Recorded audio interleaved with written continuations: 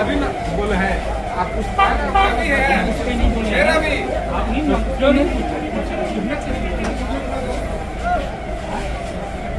Ravi slide है ये देना था दे नहीं पाए नहीं दे पाया बोले खाली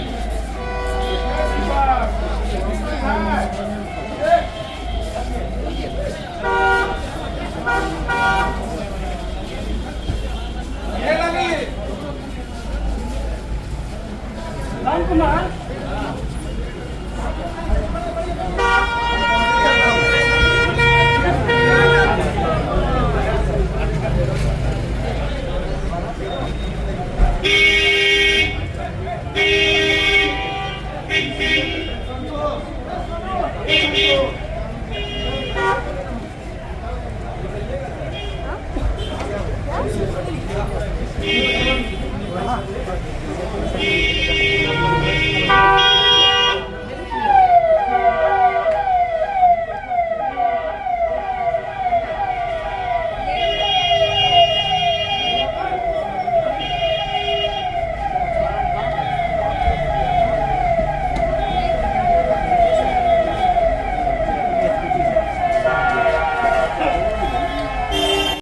को लेकर के तो हम लोगों ने अपना पक्ष बार बार जो स्पष्ट कर ही दिया है। नहीं, ये भर्ती का मांग है जो अभी तक विरोधी दल के नेता पीसी एक भी नहीं किए हैं सर, डोमिसाइल को लेकर के। अब आप जब संवैधानिक जब है हम लोगों के मैनिफेस्टो में है, कई बार सदन में हम इस बारे में बोल चुके हैं, तो पीसी का क्या मतलब रह गया जब हम विधानसभा में बोल रहे तो? सर युवा के लिए आप युवा नेता है, आवाज तो आप ही उठाएंगे सर। मुख्यमंत्री बनते हैं तो शराबबंदी को लेकर के आने वाले समय में कुछ नियम में क्या करेंगे, बदलाव या कुछ भी करेंगे? जब समय आएगा तो हम लोग बताएंगे। सर आपने कहा कि 24 में हम झारखंड जीते हैं, 25 में बिहार जीतेंगे, लेकिन उपचुनाव के नतीजे में आपको असफलता हासिल हुई। क्या लगता है कि 25 का चुनाव आसान होगा आपके लिए बिहार का? उपचुनाव ही है तो मेन चुनाव क्यों करा दिया? जब चुनाव आएगा तो उसमें लोग पूरी तरीके से जीतेंगे और उपचुनाव का नतीजा आप देख लीजिए, कभी भी हुआ हो। बिहार का कई बार उपचुनाव हुए बिहार में, तो पहली बार थोड़ी उपचुनाव हुआ। उपचुनाव के जो नतीजे हैं, जो मेन चुनाव का जो नतीजा है, उसमें अंतर रहता ही है। बेगूसराय में सर 7 विधानसभा सीट है, उसमें क्या रणनीति होगी सर महागठबंधन की जीत के लिए? जीतने के लिए जीतने के लिए सबको जोड़ना है भाई, जोड़ोगे तब तो वोट बढ़ेगा। सर नौकरी का जो और क्या रणनीति होती है? सर नौकरी का जो बात कर रहे हैं, आप भी क्रेडिट ले रहे हैं, नीतीश जी भी क्रेडिट हम कहाँ ले रहे हैं, हम तो सब उन्हीं को दे रहे हैं क्रेडिट ले, लेकिन जब उनके साथ थे उस समय भी लॉ एंड ऑर्डर काफी बिगड़ गया था, वो क्यों नहीं आप क्रेडिट ले रहे हैं? जिस समय क्राइम में आपके रीजन में भी क्राइम ज्यादा बढ़ रहा था। आधार क्या है? आप बढ़ गया, घट गया, मेरे हटने के बाद और जब हम थे 17 महीने, तो थोड़ा एनसीआरबी का आंकड़ा देख लीजिए, आंकड़ों पे बात होती है। जब तक if you don't have scientific data you can not analyse, है ना, and you can not be a जज। तेजस्वी जी, आप जज तभी कर सकते हैं जब आपके पास साइंटिफिक डेटा हो। तेजस्वी जी, है ना? तेजस्वी जी यात्रा कर रहे हैं, संसदीय क्षेत्र है गिरिराज सिंह का, वो हिंदुओं को एक करने के लिए यात्रा में निकालते हैं, आप उनके क्षेत्र में यात्रा कर रहे हैं। टेक्सटाइल इंडस्ट्री कितना टेक्सटाइल पार्क दिए हैं क्या? जो यहाँ के जो एमपी हैं, मंत्री हैं केंद्र में, कई बार से बिहार का लोग जरूर करता है कि कौन सा मंत्रालय है उनके पास, क्या चीज के मंत्री है, जरा जाके ग्रामीण में पूछिएगा। आपने कोई उपलब्धि तो है नहीं, 10 साल से मंत्री बेचारा करेंगे क्या? यही करेंगे, कोई मतलब है? असंवैधानिक काम में उनको दिलचस्पी है तो उसका क्या उपाय है?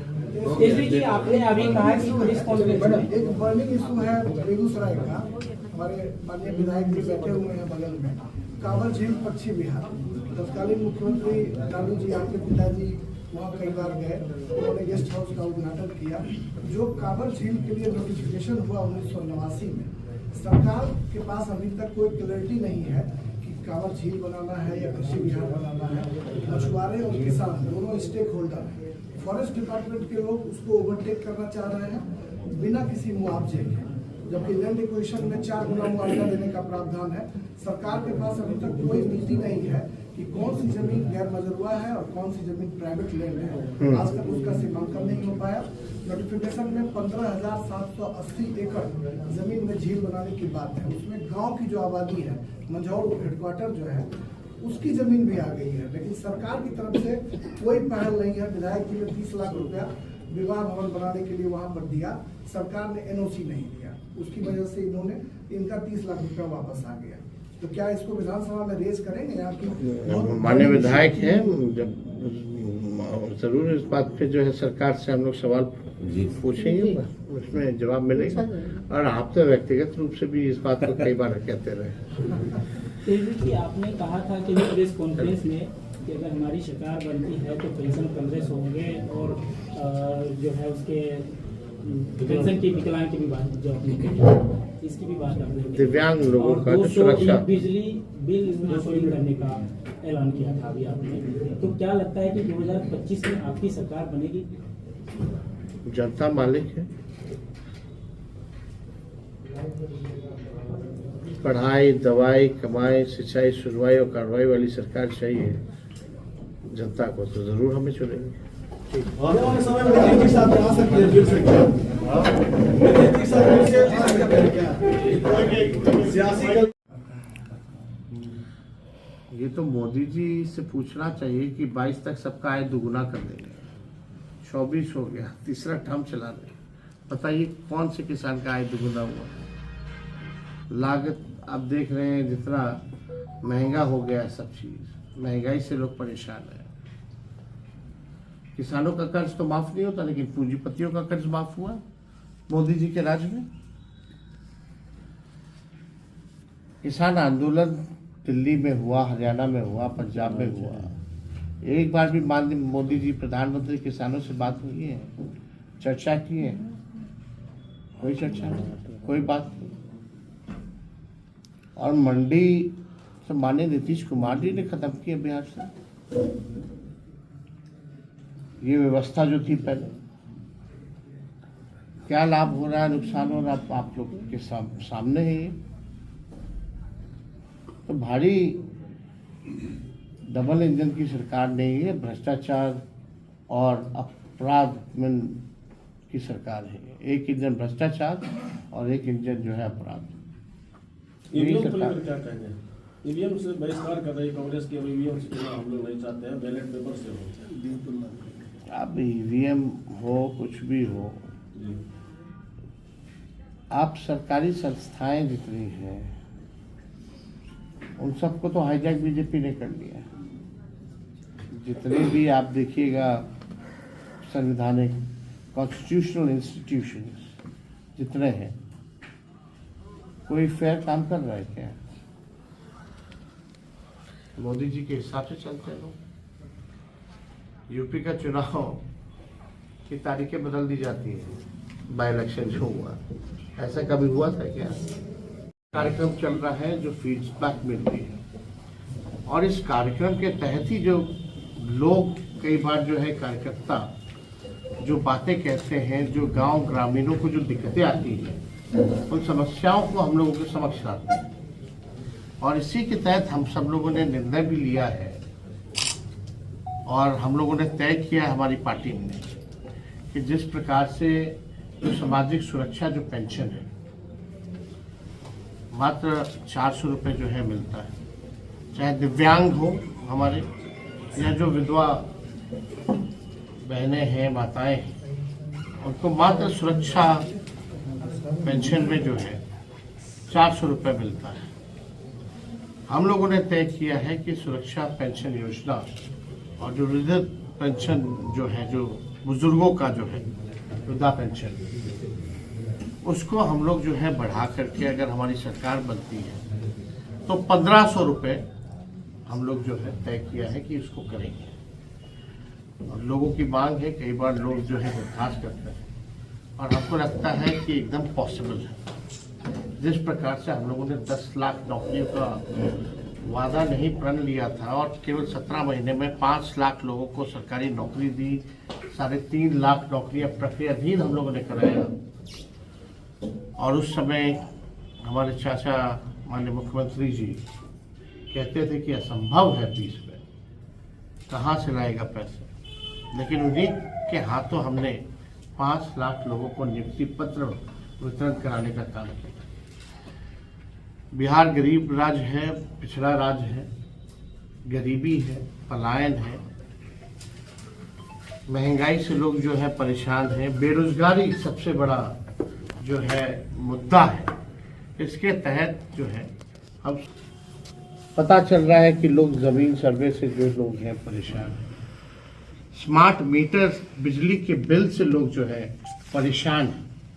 और हम लोगों को तब एहसास हुआ कि इसमें हम लोगों को सदन से सड़क तक आवाज़ उठाना चाहिए। स्मार्ट मीटर के तहत हम लोगों ने सदन में भी इस सवाल को उठाया और सड़क पर भी इस सवाल को उठाया।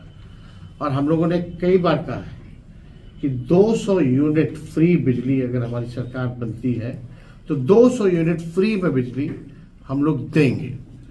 और यही नहीं करेंगे, अभी हम लोगों की कोशिश भी होगी कि अभी जो मौजूदा सरकार है उससे भी 200 फ्री यूनिट बिजली जो है हम लोग दिलवाने का काम करें।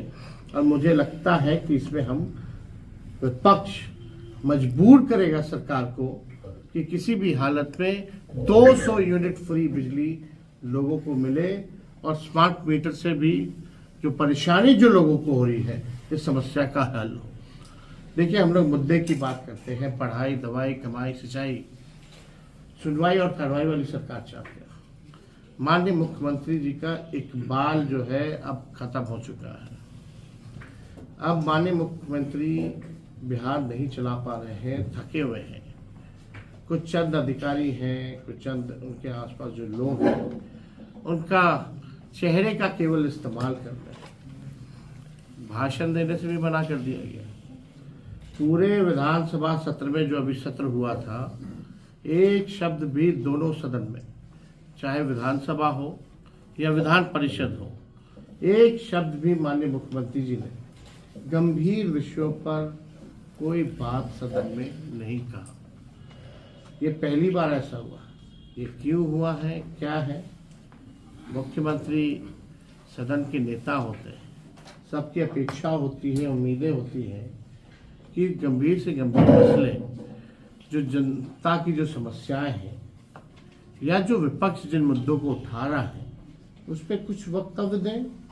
लेकिन माननीय मुख्यमंत्री जी हर एक इशू पर उन्होंने चुप्पी साधी हुई है। अब वो बोलने नहीं दिया जा रहा है या क्या कारण है, ये तो वही बता पाएंगे। लेकिन हम सब लोग देख रहे हैं कि जिस हिसाब से प्रशासन चल रहा है, पूरे बिहार में अफसरशाही जो है लागू हो चुकी है। ब्लॉक, थाना चले जाइए, भ्रष्टाचार ही भ्रष्टाचार है। बिना घूस के कोई काम नहीं हो रहा। अपराध जो है लगातार जो है बढ़ता जा रहा है। अपराध का तो हम लगातार जो है बुलेटिन जारी करते हैं। कितने वारदात हो रहे हैं, हत्या, लूट, अपहरण, रेप जैसे मामले हैं, लेकिन पुलिस जो है पूरी तरीके से फेल हो चुकी है। कोई भी पीड़ित परिवार है या पीड़ित व्यक्ति है, उसको इंसाफ ये लोग नहीं दिला पा रहे हैं। इन्वेस्टिगेशन के नाम पे जीरो है। कोर्ट जाते जाते तो जो अपराधी भी होता है वो भी बड़ी हो जाता है। ये स्थिति बनी हुई है। तो पूरे बिहार में आप देखिएगा, मौजूदा जो सरकार है, हम लोगों की अपेक्षा थी चलो भाई माननीय मुख्यमंत्री जी अब जो है इतनी सीटें ले आए कि मोदी जी प्रधानमंत्री बन गए। आज भी देखिएगा कि जो समर्थन जो नीतीश कुमार जी का है, समर्थन के अब तो सरकार के पार्ट है। अगर बिहार ने इतना वोट, इतने एमपी मोदी जी को दिए लगातार 3 टर्म से, 3 बार लगातार, बिहार को उसके अवध में क्या मिला? यही माननीय मुख्यमंत्री जी बोलते थे विशेष राज्य का दर्जा देंगे, मांग करते थे। हम लोगों की पुरानी मांग थी पार्टी। उसके बाद माननीय मुख्यमंत्री जी क्या क्या सदन में हो या दिल्ली भी गए, किस लिए गए? बिहार को विशेष राज्य का दर्जा चाहिए। अब कौन देगा विशेष राज्य का दर्जा? सरकार में बैठे हुए कौन हो? वही बीजेपी के लोग। उन्होंने तो मना कर दिया, विशेष राज्य का दर्जा नहीं देंगे। आज नीतीश कुमार जी की ऐसी स्थिति है, अगर अब नहीं विशेष राज्य का दर्जा दिला पाएंगे, क्योंकि भारत सरकार जो है उन पर निर्भर कर रहा है, तब कब दिला पाएंगे? आज जो स्थिति है, तो बिहार के साथ जो पक्षपात हो रहा है, सौतेला व्यवहार हो रहा है, उन सबको वहाँ की समस्या पता है। फायदा होता है कि पूरी तरीके से कार्यकर्ताओं से तो मुलाकात होती है, साथ ही साथ उस पंचायत की, इस बूथ की क्या समस्या है, क्या दिक्कतें आती हैं, इस पे भी हम लोगों को जानकारी और फीडबैक जो है माननीय कार्यकर्ता सब